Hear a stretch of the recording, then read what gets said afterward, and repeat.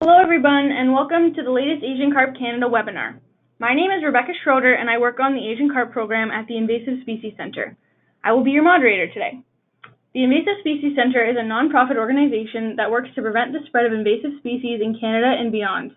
We work with Fisheries and Oceans Canada on the Asian Carp Canada program, where we provide resources, information, and education on the prevention, early detection, and response to Asian carps. So before we get started today, there are a few items I would like to mention. First, if at any time you are experiencing technical difficulties, please send me an email by responding to your registration email, and I will try my best to resolve it. Second, there's a brief survey following the webinar. If you could take a few minutes to fill it out, we would greatly appreciate your feedback. And lastly, we will have time for questions following the presentation today, so if at any time you think of a question you'd like to ask, please type it into the question box and I will read it to our speaker. Today's webinar focuses on outreach and education and is titled Asian Carps Education, Delivery, Challenges, and Lessons Learned. And I am pleased to introduce our speaker, Shelby Heath. Shelby is the Education Liaison for the Invading Species Awareness Program. She has a background in environmental science and ecosystem management and has worked with conservation authorities and community-based organizations to promote and deliver stewardship initiatives and educate the public on environmental protection. Through these experiences, Shelby has developed a strong background in environmental communication and now uses her skills to deliver Asian carps and invasive species education to students across Ontario. So with that, I will pass it over to Shelby. Okay, hi. Hopefully everyone can hear me. Hello, thanks again, Rebecca, for that awesome introduction. My name is Shelby Heath. I am the Education Liaison for the Invading Species Awareness Program. And today, just going to be talking about Asian Carps education, so how we deliver it in classrooms, some of the challenges we've experienced, and some of the lessons we have learned and are now able to take on in future education initiatives. So just quickly a little bit about me. Rebecca did give a great introduction, but I have a background in environmental science, have some experience delivering education on a lot of different topics, and passionate about environmental communication. So that led me to my role here at the Invading Species Awareness Program, and now I am in charge of traveling all over Ontario, delivering invasive species education and Asian carps education to students. So a little bit of an overview about what I will be talking about today, just so you kind of know where we're going. A little bit about the Ontario Federation of Anglers and Hunters, so one of the main stakeholders in this program, our kind of office we are located in. The Invading Species Awareness Program, what it is, what we do, and the education program that is part of that. More specifically focusing on Asian carp education, so how we deliver that, how we introduce the topic of Asian carp, as well as some example activities, so how we actually use them in the classroom, what we can do. So if there's any teachers who are interested, some activities that they can use to broach this topic. Some challenges that we have had with Asian carp education, so things that I have learned through my time in this role, as well as some lessons learned. So looking forward, how can we use this knowledge to make Asian carp education more successful in Ontario?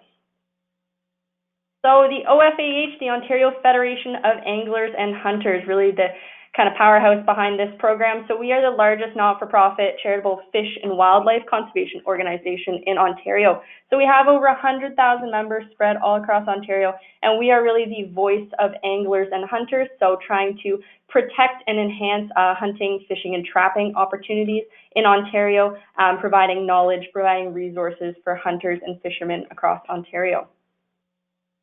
So the Invading Species Awareness Program is an education awareness partnership between the Ontario Federation of Anglers and Hunters, as well as the Ministry of Natural Resources and Forestry. This program was started in 1992. One of the main focuses of the program is education and outreach, so really letting the public know about invasive species, what they can do to help, some of the major pathways, so addressing those, as well doing some early detection and monitoring initiatives. So our program EDMAPS, EDD maps, that is kind of our early detection mapping system where you can create kind of reports of invasive species. So if you are out and about and you see invasive species, you can report one. So we have lots of great maps of different invasive species in Ontario. We also have our hotline, our invading species hotline, so the public can call in, ask any of their questions about invasive species, and we provide them with education and resources.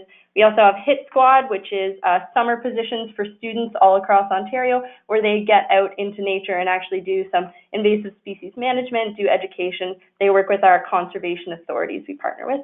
We also do some trade shows, so we actually have staff at trade shows right now, headed all across Ontario, so talking to the public, some really interested stakeholders like fishermen and hunters who might be dealing with these invasive species.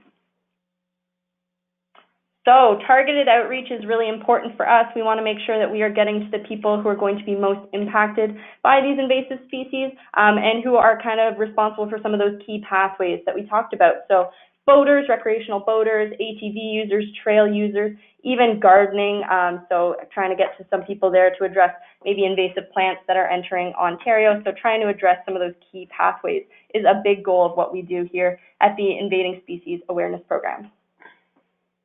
All right, and here is our beautiful staff that we have here at the office. So a lot of great background, lots of great education from our staff who do a lot of different roles, from communication to terrestrial invasive species, aquatic invasive species, and we have a water soldier management project. So I am going to pass it off briefly to our aquatic program specialist, Brooke Schreier. He is just going to talk a bit about our role in particular, so Invading Species Awareness Program's role with Asian carps in Ontario and Canada, and kind of our education and outreach goals. Hi everybody. I'm gonna tell you right off the hop that these two silver carp were not captured in Ontario waters. So don't worry about that. That was actually down on the Illinois River, down outside of Chicago this past June. So as Shelby said, I am the Aquatic Program Specialist with the Invading Species Awareness Program.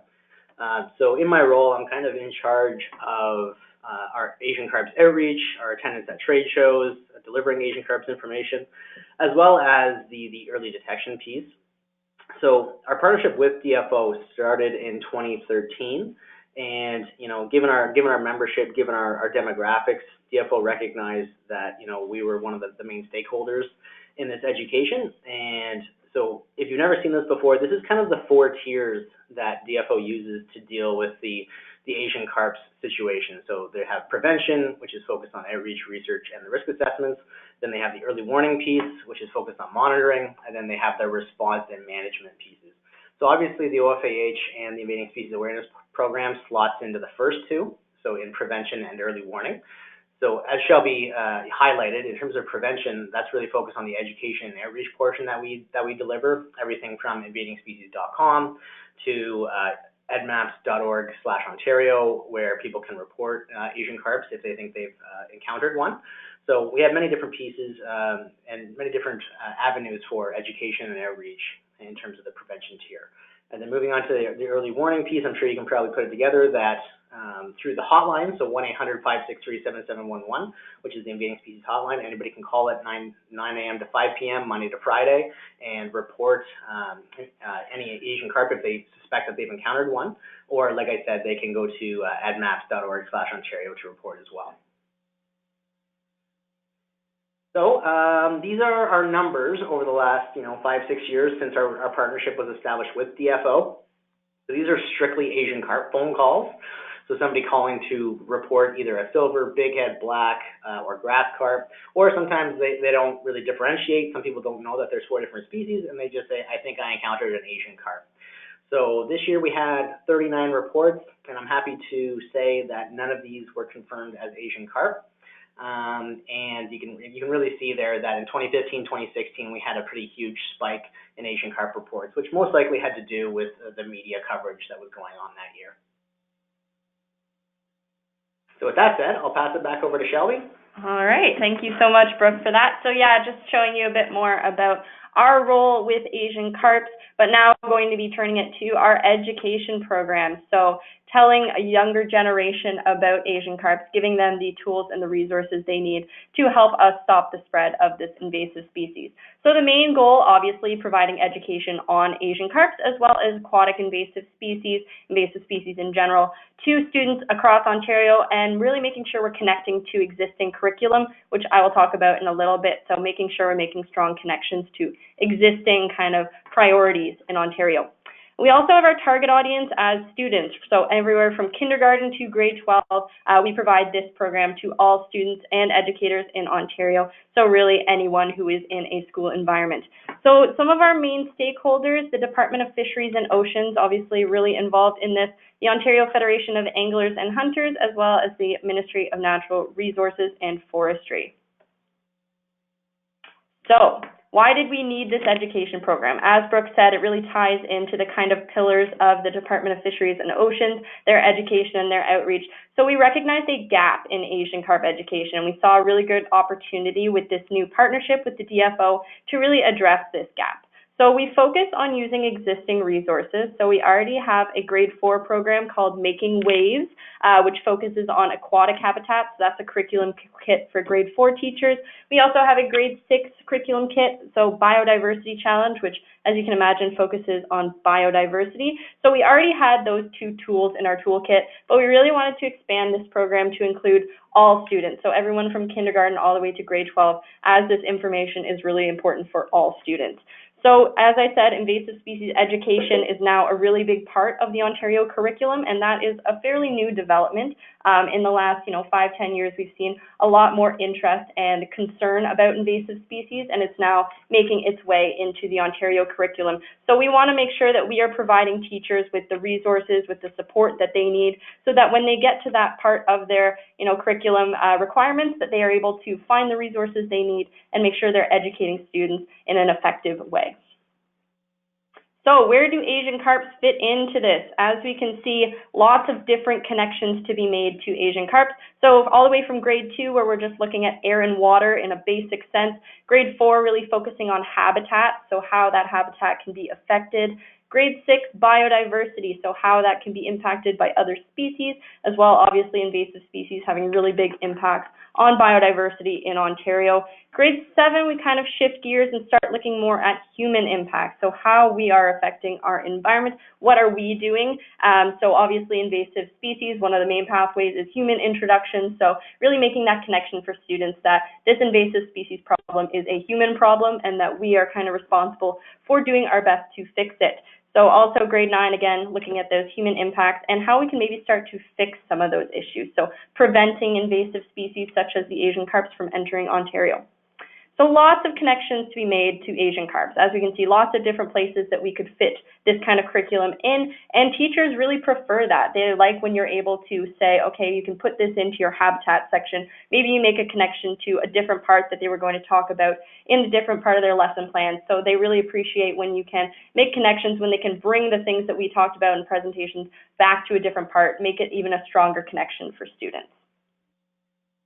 So a bit about the structure of the program, so how this actually looks in a classroom. Well, it is offered from kindergarten to grade 12, as said, so it looks very different, but in general, the presentation is up to about 100 minutes, and that's simply because that's what works best with school scheduling. Now they have a more balanced day, so they kind of have a 100-minute learning block, and then a break, nutrition break, and then another 100-minute learning block and another break. So really breaking up the day for students. But I come in and I do typically 100 minutes of content. So usually starting out with a quick PowerPoint presentation, a good example on the right there of what my grade 9 presentation looks like. So really giving students a baseline, telling them what I'm hoping they will take away from this, giving them a good definition of an invasive species, of Asian carps, what are they, what they look like. Then we do some specimen viewing. So this is a really important part of our education program, is actually being able to bring some of these specimens into classrooms, show students what we've been talking about so they can make that connection. Again, they can take them, they can look at them from different angles. I point out some key ID features of these different species so that they can remember, maybe next time they're out in the environment, that they can recall some of those identification features. Also, as in all good education, activities to reinforce learning. So we really try and focus on fun games and activities that can get students thinking, get their minds working on using that knowledge that they just took from that very basic PowerPoint presentation, seeing the specimens, how it could actually look in a fun, way. They use that knowledge. So I travel to all schools in Ontario. I have been all the way from Sudbury to London to Ottawa, everywhere in between. So that is a really cool part of this program, but we like to focus on the Great Lakes Basin. Obviously, with Asian Carp education, the Great Lakes are kind of our main area of concern. So we really want to target students in that area, make sure they have the education and the resources, because this could be the area where they might actually see an Asian Carp. Hopefully not, but giving them those tools. I am a traveling roadshow. It's my favorite phrase to say. I bring all the required materials for my program. So I have all my specimens, I bring the presentations, bring all the activities. All I require from the teachers is a computer and a projector, so that was really great for them. Minimal setup, minimal resources required. I pretty much bring everything that I need. So the best part of this program is that it is free thanks to the Department of Fisheries and Oceans. So teachers love that fact. They have limited budgets for field trips and traveling. So having someone like myself who can come in, give them that programming for free, be kind of an expert in the field of invasive species, makes it really appealing to these teachers. We've done some initial advertising through our social media, so letting the teachers know about this program. We took to our Facebook, our Twitter, Instagram, as you would imagine in this day and age, but we found that most effective was the emails to school boards. So I would reach out to school boards in the area, send them a little email kind of outlining what this program was, what it would look like in a classroom, mentioning that it is a free program that really touches on that curriculum links that teachers are hoping to make. The emails were really our main form. They were the most successful way that we reached educators in Ontario. Also, an important thing to note that I created a briefing note for educators. So obviously an initial email doesn't give you a ton of information on how this could look in a classroom. So I created for each grade in specific what this program would look like, how, the timing, so again, presentation, specimen viewing, activities, and then breaking down what those activities were, the kind of learning goals of them, what the students would have learned by the end of this program. So that really broke it down for teachers so they could see how this is going to look. But I also, very importantly, included a section about expectations. So as you can imagine, a traveling program such as this makes it very difficult for an educator. You're going into a different classroom every day, maybe multiple classrooms a day, a completely new group of students, the teacher who you might have communicated only with via email. So making sure that you have kind of expectations in place of what you hope the teacher can provide for you, making sure that behavioral issues, any kind of things like that, are kept under control, and what you are going to provide them, most importantly. So what you are going to have them be able to say at the end of the day their students have learned. So that was a really important part of this program that we didn't have before. So I found that briefing note to be invaluable. We have the next one. Sorry. Click to it. There we go. Okay, so how do we even start to broach this topic of Asian carps in the classroom? As we know, they are not here in Ontario yet, so it is somewhat tricky to kind of bring this topic up to students. They might have never seen one. They don't really understand, okay, it's not here yet. Why are we even worried about it? They can't really see those future issues that will arise with an Asian carp invasion. So that is something that we struggle with. So there's a real need to understand who you're talking to. As I said, a kindergarten class is going to be drastically different from a grade 12 class. So making sure you're using lots of visuals, so pictures of Asian carps, so they can start to familiarize themselves with that, as well as lots of activities that focus on them, which I will talk about in a bit. Also, we found that some entertaining images are ones that they might recognize. The silver carp jumping pictures are always ones that students can think about. If I say, have you seen a picture of those jumping fish? They always recognize that, and then so saying that's actually an invasive species, that's something that can stick with them.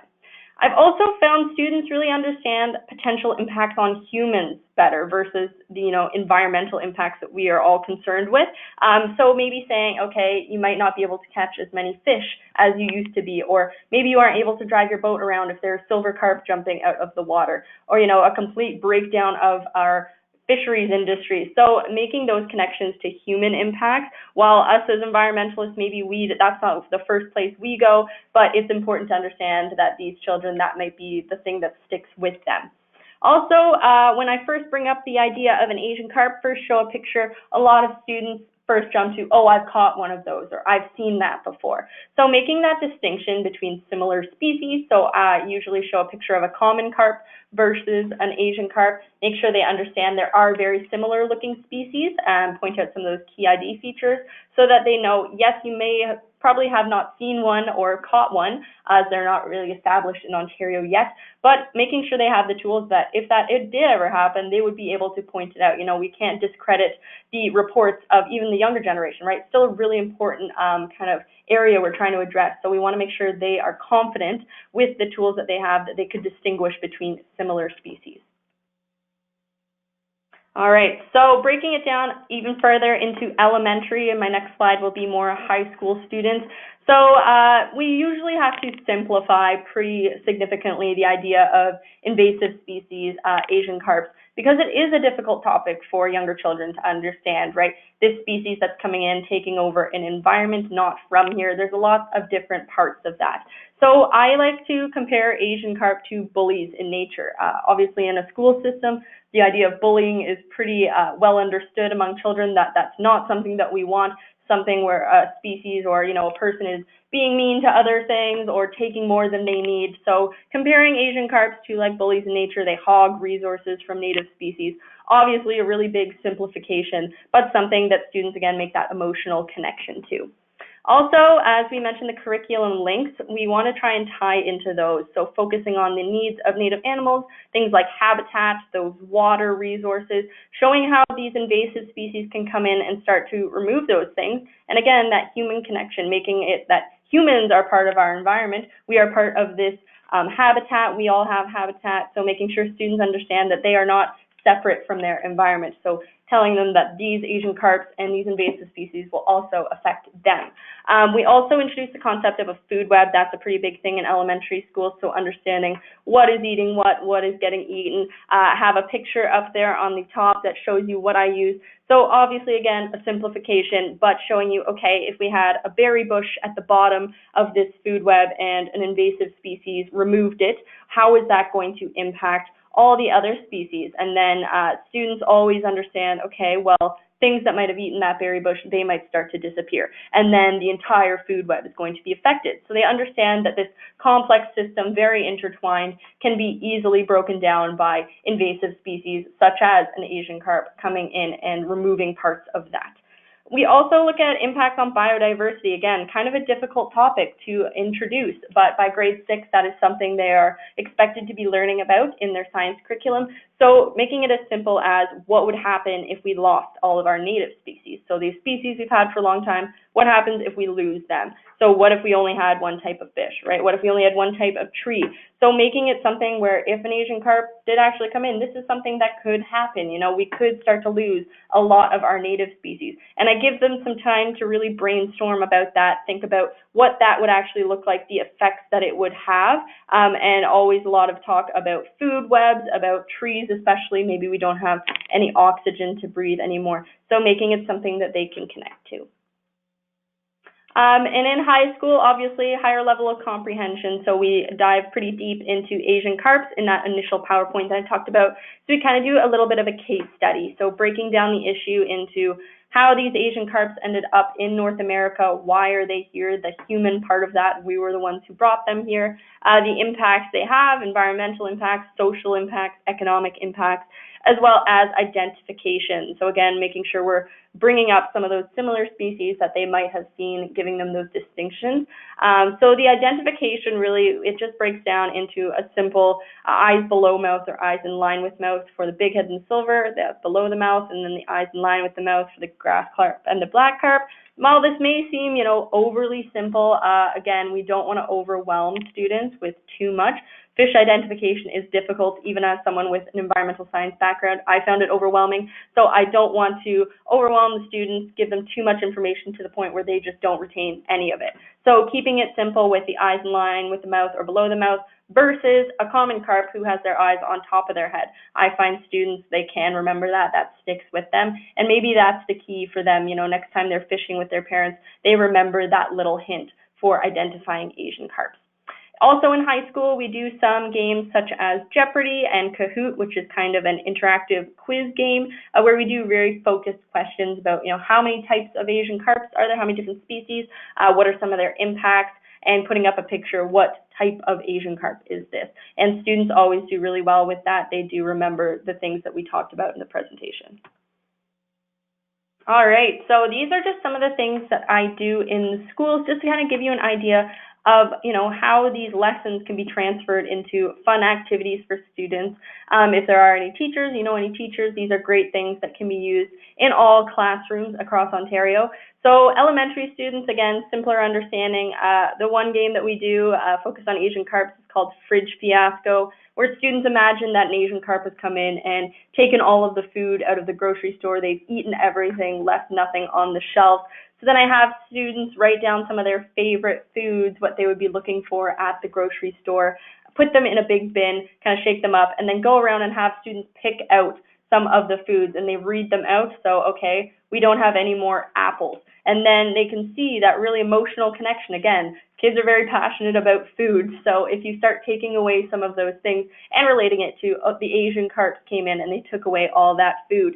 And then eventually you maybe only have 2 or 3 things left in your bin. And then you can get students to kind of think about, okay, well, what could you actually make with this? What types of meals could you make with that? And usually very limited. So they understand that it's better to have that wide variety of food sources that we had at the beginning, but with things like Asian carps, we can start to lose that variety and not have as many options. Another fun game for kind of any age range, I've done this from students in grade 3 all the way up to grade 7, is the Ultimate Invasive Species. So this one is kind of adapted from our Making Waves curriculum kit that we had. So we get students to think about what they already know about invasive species, some of these examples that we talked about, and we start talking about adaptations. That's another curriculum link that ties into grade 4 or 5. So having students understand some of the features that these invasive species can have that can give them advantages, maybe big teeth, maybe they have fins, and they create their own ultimate invasive species. So they get to draw a species with 5 adaptations, kind of create its habitat. So again, making that curriculum link, telling me how they would invade Ontario. So start thinking of some of those examples of how we've actually seen invasive species invade Ontario or how they could be ending up here. So students get very creative with it. They think of those real life examples and always goes over very well with teachers. They have a really good time with that, but also remembering a lot of that invasive species knowledge they have. In high school, we get to do a bit more in-depth. So we have a fun little game to kind of get students up and moving called What's at Risk? Based on rock, paper, scissors, which all students know. So they start out as a native species, so the green card we have on the screen there. So things like our lake trout, American beaver, all these really important species in Ontario. And they have 2 paper clips. So these paper clips represent their resources, being able to find food, habitat, get all the things they need, the necessities of life. And they go around playing rock, paper, scissors. So if they lose rock, paper, scissors, they lose 1 paper clip. If you lose both of those paper clips, you become an invasive species. So then you become this red card. An example we have up here, the Asian Carps. So getting to see kind of what could happen. And then as an invasive species, if you win rock, paper, scissors, you get to take 2 paper clips from the native species to the green cards. So a very easy understanding for children. Invasive species have advantages. Asian carps could come in to our environment and start to take over quickly. When everyone started as a green native card, at the end of the game, we always have an entire classroom full of red cards, so students can start to see how quickly invasive species can take over. As mentioned, Jeopardy and Kahoot are really great tools to facilitate learning for older students. I find competitive games go over really well with the older students. They want to win. They want to beat their classmates. So they work really hard at making sure they're getting correct answers. So really making some focused questions on Asian carp identification, how they arrived in Ontario, the different species. So then students are fueled by competition, but still really actively learning. Okay, so we also want to provide a lot of resources for teachers. As we said, we want to make sure that when they get to that point in their curriculum that they are able to maybe go online, find some resources that they can use to educate, or have someone like myself come and give them that education. So on our website, invadingspecies.com, we have a lot of Asian Carps resources that teachers can order for free, have them sent to their school so they can get things like brochures, identification watch cards, lots of information that they can distribute to their students. We've also tried to focus on making some more kid-friendly products, so things like stickers that really show Asian Carps, communicate that idea. Maybe students start to recognize that imagery next time they're out in nature. Maybe they remember that sticker. Also, we have our quick reference guides, so lots of images, lots of information on various invasive species in Ontario, and teachers always really appreciate when I can bring those resources to them, provide them with some stronger background. All right, so after I've sat here talking about this program for so long, has it actually been successful? Well, I'm very happy to say that yes, it has been successful. So since 2018, October, that's when I started in this role, we have been able to talk to over 3,400 students across Ontario, done a total of almost 130 presentations, been to over 150 classes, and worked with 126 teachers in Ontario. So that is really positive for us. We're very happy with those numbers, and really great to be able to show that this education, this programming is so desired and so wanted across Ontario.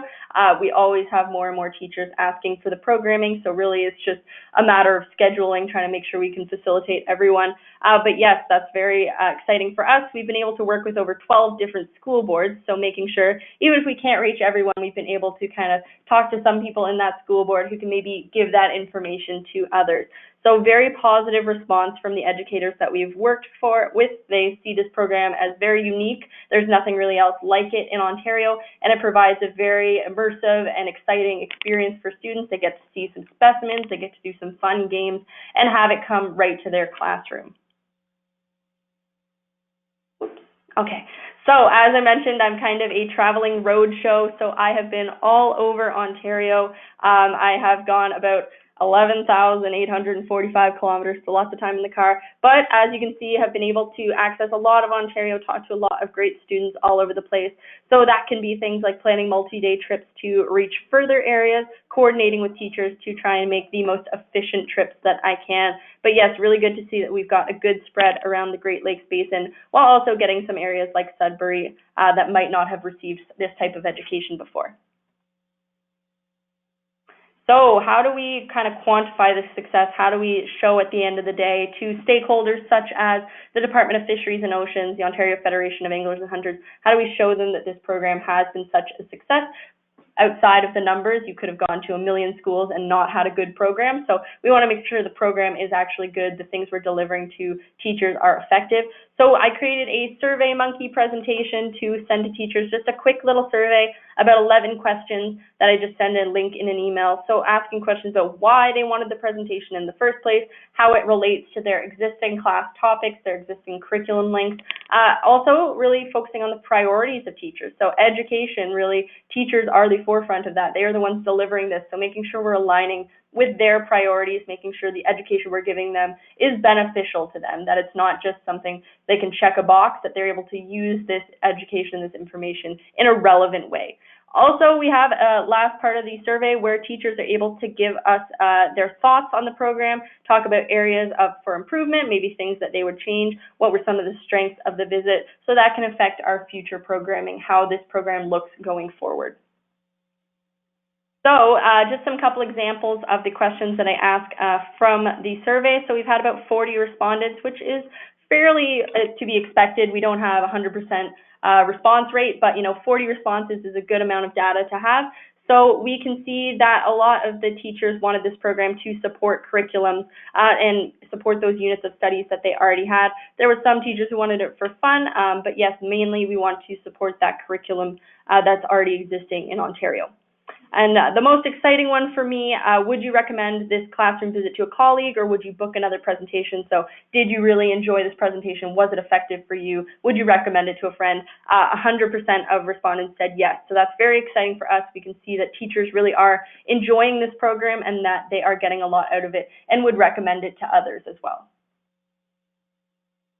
So just some challenges, because that is kind of the point of this webinar, is to discuss some of the challenges we've had and also looking forward at some of the solutions that we have found for those challenges.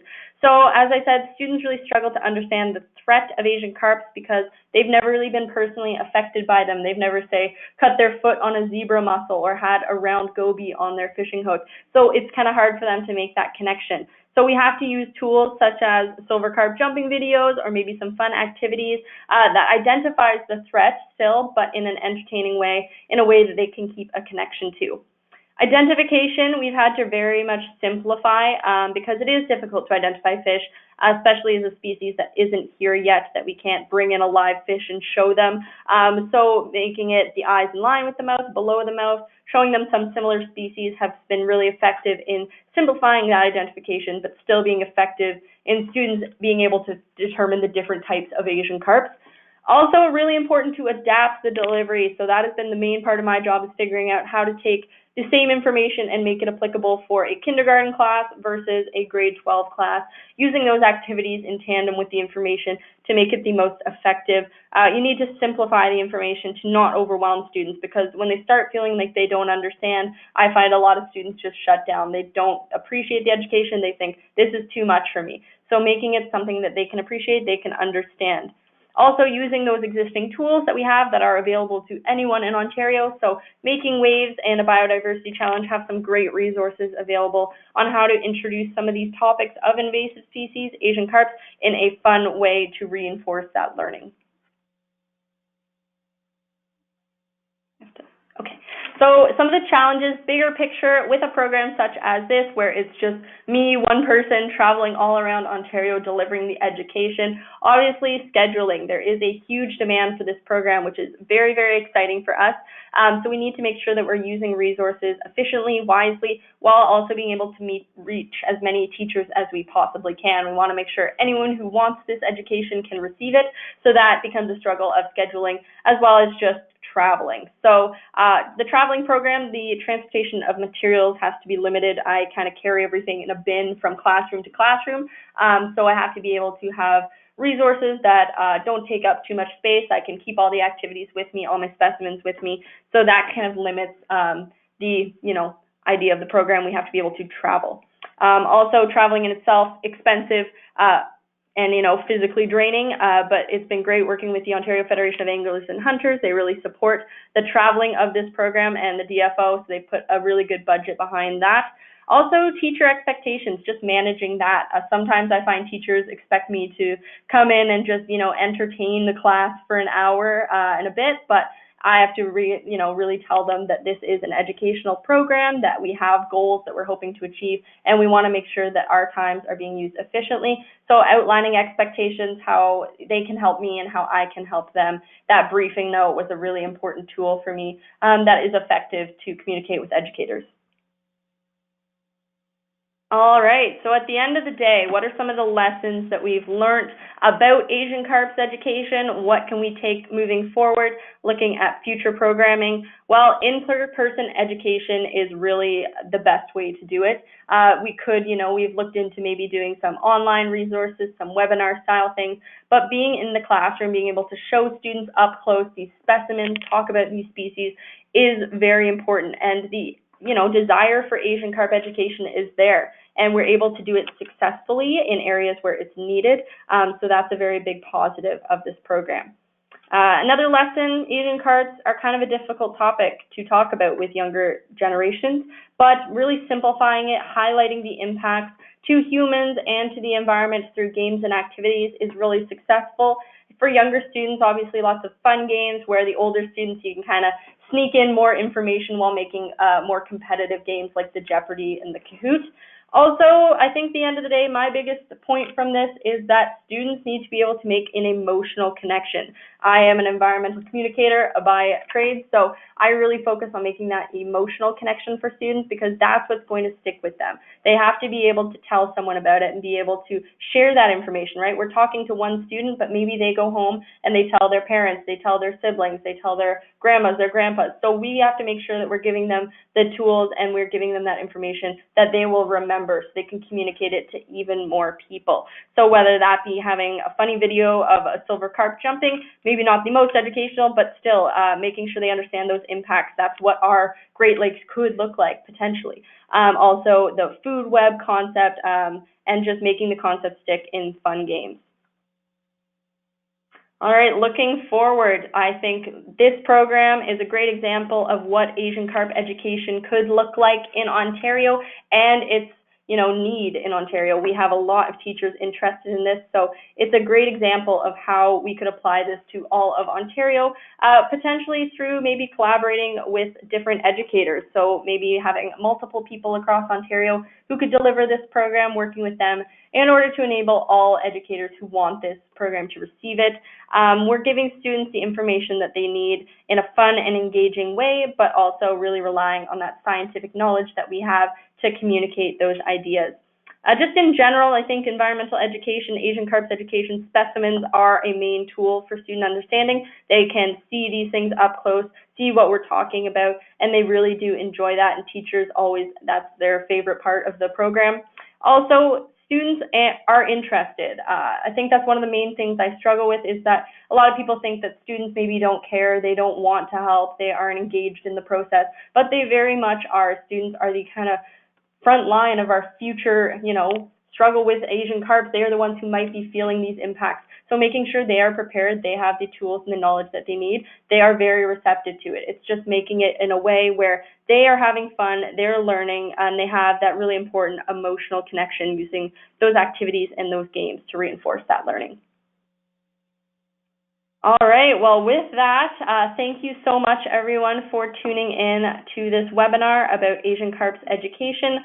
Hopefully, you have learned a little bit about what we have found in classrooms, what we see looking forward as potential areas for this program to go. If you need to find us anywhere, the Invading Species Awareness Program, we are at www.invadingspecies.com. Also have our email, info@invadingspecies.com.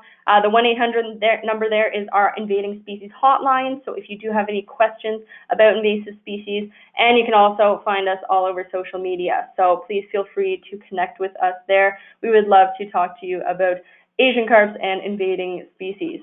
All right, I think that is all I have. If anyone has any questions.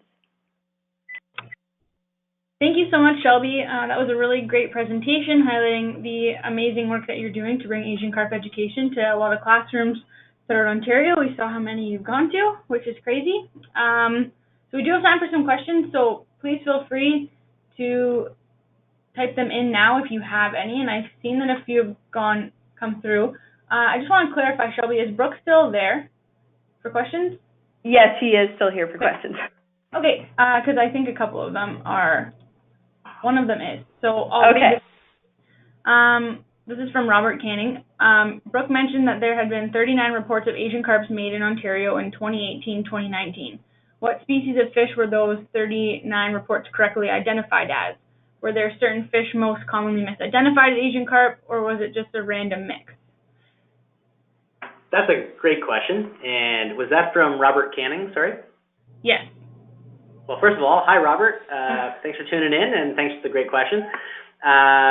We do have a kind of a list of species which are most commonly misidentified. So things like, you could probably guess common carp is by far the most common species that's misidentified, mainly because it's a member of the carp family. It's a fairly deep-bodied, large fish, and some people aren't accustomed to seeing that type of fish in their water. And particularly in the spring, when these fish are going about their spawning habitat or going through their spawning rituals, where they're kind of breaking the water, they're all kind of rolling around, they're in kind of shallower water, people are seeing them. That's when we get those reports of common carp, which then we always take that opportunity to educate the public on the difference between the 4 Asian carp species and common carp.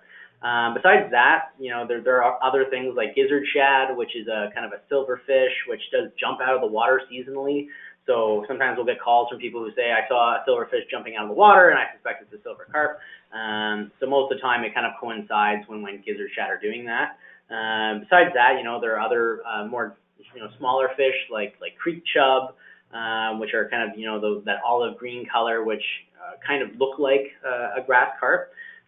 So there are quite a few species, and what I would encourage you to do is, I actually did a webinar for Asian Carp Canada on the lookalike species of Asian carps, and this is a few years ago. But if you go to the asiancarp.ca website, you could probably find that webinar and take a listen. Thanks, Brooke. I think the next one might be for you as well. The question is, are natural waterfowl and aquatic predator spread vectors receiving any attention given the proximity of Asian carps? Ooh, Becca, can you repeat that question, sorry? I think what's being asked is, are waterfowl and other aquatic predators that could potentially be predators of Asian carps being given attention or considered as a vector of spread? So this is a question that came up. We were up in Sarnia this past week, and we did an expert panel on Asian carps, which Becca hosted. And this question actually came up, and we were fortunate enough to have Dave Marson from Department of Fisheries and Oceans there to answer this question. And I think, ultimately, there are a number of vectors of spread for Asian carps, and obviously the main one is potentially through the electrical barriers, which are found in the Chicago Sanitary Shipping Canal, which separate the Illinois watershed from Lake Michigan. And that is the primary, concern as far as the pathway for Asian carps in the Great Lakes. And there are other pathways, right? Everything from live release, which would be obviously very illegal in Ontario, to the food trade, illegal importation for whatever reason. So there are a number of pathways, and I don't think that one has been looked at too closely. But I also don't think it's quite as high of a concern in terms of research and the effort going into these pathways. I don't think that one's very high up on the priority list. Thanks, Brooke. The next question is for Shelby, and that is, do you know if there are similar educational or awareness programs in the United States? I haven't really found a ton. I think the struggle with education programs is there's a lot of people trying to do the same thing. I'm not sure of any really distinct ones in the United States, but definitely I'm sure in different areas, conservation authorities are a really big source of invasive species education as well. So I would encourage you to try and look into that. But this program is pretty unique for Ontario. There are some similar programs in Canada, but I'm not too sure about the United States. But yes, definitely check out the United States. Obviously not the same concept of a conservation authority as we have here in Ontario, but definitely some environmental protection groups, things like that, could have resources like that, but none that I'm super aware of, no. Thank you. The next question we have is, have your presentations changed classroom to classroom? So you mentioned that you had a few lessons learned, obviously, but how do you go about doing that? After one presentation, do you take into consideration some of the questions that you were getting and adapt it for the next one? Oh, yes, definitely. So, yeah, I think versus October to now, my presentation is completely different. It is night and day because it's obviously something you don't know until you're in the classroom. You start getting some common questions, right? Okay, well, what about this? Is it this species? And then I know what to focus on, and also feedback from teachers, right? They say, oh, I would really appreciate if that connection could be made to habitat, right? Okay, well, I'll really focus on including that in my presentation. But yes, it's definitely been a learning experience, equally for me as much as it has been for the students. So really adapting my presentations. I used to do quite a lot longer of a presentation, a little bit of a PowerPoint at the beginning, because I really thought, okay, students need to have that information, and they do, but it's also important to really focus on those activities and doing learning through those. So trying to break down those traditional ideas of learning that we might have had from, when we were in school or from high school or university, and trying to break those down so we can understand newer students, how they are learning, what's effective for them. So doing a lot of things like Kahoot. Like I didn't know what a Kahoot was before this year. They didn't have that when I was in high school. So really learning about that process, putting that together for students, things that they've already seen in their classroom, making that easier for them to connect to. So they know how to learn through that tool, and then using things like that where I didn't know about that until I was in a classroom and a teacher suggested I try using that. So yes, definitely been a great learning experience. The presentations that I deliver now have dramatically changed from what I used to present, yes. Thanks. The next question is, what's your demand like to go to these classrooms, and do you have to turn any classes away, and how do you pick and choose where you go? Oh, great question. So demand very high, had a lot of great feedback, but fortunately I've been able to really keep up with the demand. When I started this program, when I started with the Invading Species Awareness Program in October, we had a wait list of about 150 teachers. So really significant amount of teachers who were wanting this education, who were still interested in receiving it, that we weren't able to accommodate in the previous year. So that was kind of my first priority, was getting to those teachers, making sure I scheduled them in first so that they could receive this because they've already expressed interest in that. And, you know, I really had a bit of a time in February where I didn't have a ton of presentations, so I reached out to kind of the Durham District School Board, areas around that Great Lakes Basin where I talked about, so making sure that I was not going all over the place because I had done a lot of traveling. So I guess that was kind of how I shifted over time. In the fall, I was doing a lot of traveling. I was kind of gone every single week, all the way from Sudbury to, you know, Brantford to Ottawa, all the way around Ontario. So that is, as you can imagine, draining on an educator. So I had to kind of take a step back and start focusing on some more local schools and educators, but there is still a lot of demand for this program. We have a wait list already started for the next year. So that's really positive for us, but we want to make sure that it's not getting too high. We don't want people, you know, being left hanging for not receiving that education. So thankfully, I've been able to accommodate a lot of the requests, but still a really great demand for it. Yeah. So that looks like all the questions we have. If you do have more and you want to ask them, you can send me an email and I can get you in touch with Shelby. So I just want to thank Shelby again for taking the time out of her very busy schedule to speak to us today. And thank you for everyone who tuned in. I just wanted to mention again to please fill out the follow-up survey following this webinar. We'd really appreciate your feedback, and it'll inform some future webinar decisions. We did record this webinar, and as Brooke mentioned, we have the remainder of our series posted on our website. So if you are interested in checking that out, you can visit our website to check out previous webinars, and this one should be posted later this afternoon or tomorrow morning. So thank you again to Shelby and to Brooke for stopping by, and thanks everyone for tuning in. Thanks, Becca. Thank you.